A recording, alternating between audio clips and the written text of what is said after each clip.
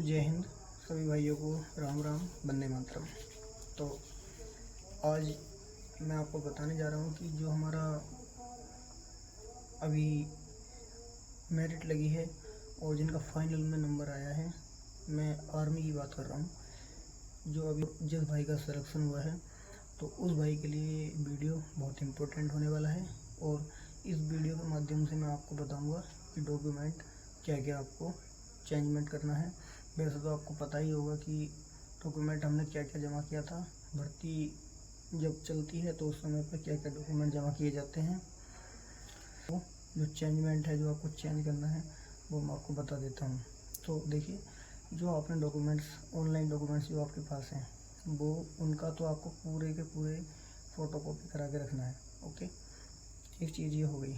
और जो offline documents हैं, जैसे कि आपके सरपंच से आपका जो चरित्र प्रमाण पत्र बोलते हैं, उसको बोलते हैं करेक्टर सर्टिफिकेट।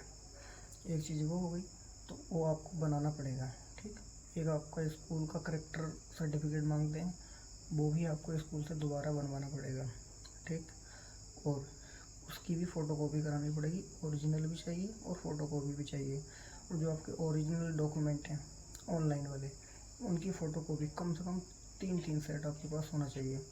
और एक चीज़ और है कि जो आपने उस समय भर्ती के समय पे फ़ोटो आपने उसमें डॉक्यूमेंट्स में लगाई थी, वो फ़ोटो आपके पास होनी चाहिए। और अगर किसी के पास नहीं है, अगर एक भी फ़ोटो उसमें की है, तो उस फ़ोटो से ही फ़ोटो बनवा लेना। क्योंकि जब आपका दोबारा से वेरिफिकेशन ARO करेगा, तो वही फ़ोटो चाहिए आपको। ठीक, अदरवाइज़ दूसरी फ़ोटो अगर है आपके पास, चल जाती है वो भी, लेकिन वो फ़ोटो होनी ही चाहिए। ठीक, और इतना समझ में आ गया। और एक चीज़, सबसे पहले भाई, जिस भाई का नंबर आ गया है, तो उस भाई के दोस्त बहुत आसपास में आते हैं, है ना। तो जो करीबी दोस्त हैं वो तो दोस्त हैं ही, लेकिन जो दूर के दोस्त हैं, जो कभी फ़ोन भी नहीं करते थे, बोला यार कौन बात करेगा ना, तो वो लोग आपको आज फ़ोन कर रहे होंगे और बोल रहे होंगे पार्टी कब देगा। तो ये सब चीज़ें होती हैं, तो भाई उनसे थोड़ा बच के रहना है ना। किसी के कहने से कहीं जाना नहीं है और अपनी सेफ्टी रखना है ना। और मैं आपको बता देता हूँ, अपना जो वाहन चलाने का आजकल बहुत ज़्यादा है, लड़कों में जोश है। तो कभी भी कहीं भी बाइक लेके वगैरह जाते हो या अपनी 4 व्हीलर वगैरह लेके जाते हो, मैं तो कहता हूँ कि आप अगर किसी सवारी से भी कहीं जाते हो, तो अपनी सेफ्टी आपको खुद से करनी है। ठीक है, तो देखिए, आप अब इसके मालिक बन चुके हैं। बहुत जल्द आपके बदन पे ये चीज़ दिखाई देगी। और इस देश की धरती ने आपको सेवा करने का मौका दिया है, तो भाई आप बहुत शांतिपूर्वक इस समय को घर पर बिताइए और अपने डॉक्यूमेंट्स पर ध्यान दीजिए और अपनी सेफ्टी पर ध्यान दीजिए। और एक इम्पोर्टेंट बात यह है, जो कि मैं बोल रहा था वीडियो के शुरू में, कि मैं आपको इम्पोर्टेंट मैसेज देने वाला हूँ। देखिए, अभी आपका एक बार और मेडिकल होगा। ज़्यादातर मैक्सिमम वैसे ये है कि आप ग्राउंड में ही फिट हो जाते हैं, तो वो आपके लिए बहुत बहुत ज़्यादा सौभाग्य की बात है कि आपको चक्कर काटने नहीं पड़ते हैं, है ना। तो अभी एक बार आपका और रीमेडिकल होने वाला है, तो उस रीमेडिकल के बारे में मैं आपको बता देता हूँ। अगर आपको थोड़ी सी भी कहीं खुरेच चोट लगी, तो उस चीज़ पर एकदम आर्मी एक्शन लेती है, तो उस चीज़ से आपको बच के रहना है। और एक चीज़ मैं बता दूं, जैसे अगर मान लो किसी भाई को चोट लग जाती है ना, तो उस चीज़ में आपको फिर से पॉइंट दे दिया जाएगा।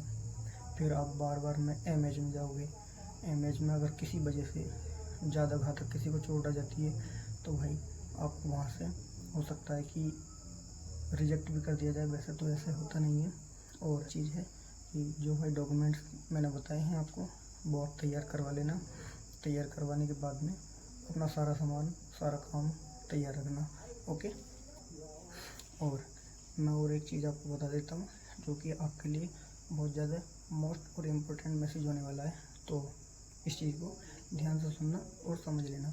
तो मैं ये कहना चाह रहा हूँ कि जिस भाई का अभी भी नंबर नहीं आया है, जैसे आप .1 से, .2 से, .5 से, या फिर 1 नंबर से, 2 नंबर से रह गए हैं, तो उनका भी अभी सेकंड मेरिट लिस्ट में सिलेक्शन होने वाला है।